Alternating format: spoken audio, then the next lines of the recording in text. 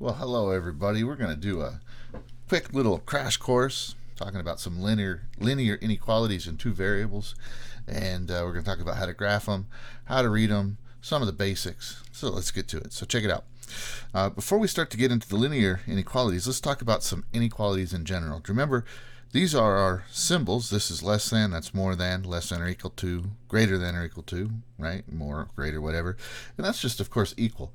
Now, one thing on a number line, if we're doing just like a single thing, like say x is less than 4, if this was the number 4 right here, well, anything that's less than 4 would be a solution, and so we draw an arrow, and that arrow shows us where all of the solutions are. A solution is a value that makes a statement true. So like -8 would be over here, and -8 is of course less than 4. That's a true statement.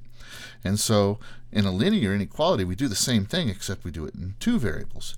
Now, let's make a connection between these two things and a linear inequality. So if you remember, if it's an open circle, then that means that number 4 itself is not included. It's not a solution. 4 is not less than 4. That's not true at all. However, if it was a non-strict inequality, then that would be true. 4 is less than or equal to 4 because 4 is equal to 4. So the shaded part has all the answers, right? Shaded part has the answers. Non-shaded part does not have answers. Same thing's going to happen here. So I don't know. Let's take a look. Let's draw some random line. Let's say this is going to have a positive slope, and let's go ahead and start off with a dotted line. All right.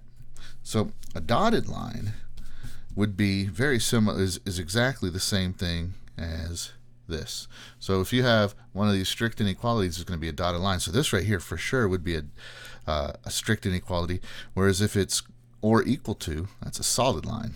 Okay, so here, this one right here, this would be a strict inequality. So let's say that this was y is greater than 2/3 x minus 8 or something like that, right? 2/3 x minus 8. So that means that this would be -8, and then our slope would look like that.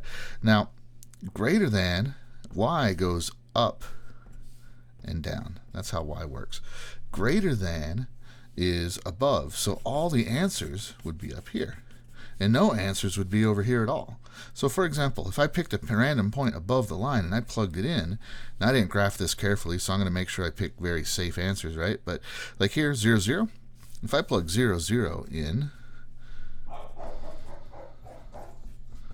right, 0 is greater than -8. That is absolutely true. However, if I pick something like, I don't know, if I pick something like 1, -12. So if I picked 1, -12, and I plug that in, so I plug in -12 for y, I plug in 2/3 and 1 minus 8, I'm going to get something that's not quite true, because -12 is not greater than -7 and 1/3.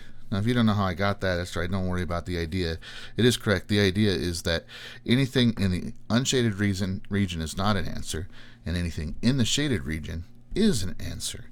And so far, if we see a strict inequality, it's a dotted line. Now, a solid line would occur if we had or equal to, like that. Do you see? And so, yeah, that's pretty much how it works. So now let's talk about, well, actually, here's what we're going to do in the next video. In the next video, we're actually going to talk about how you get something that's a linear equation and actually go about graphing it.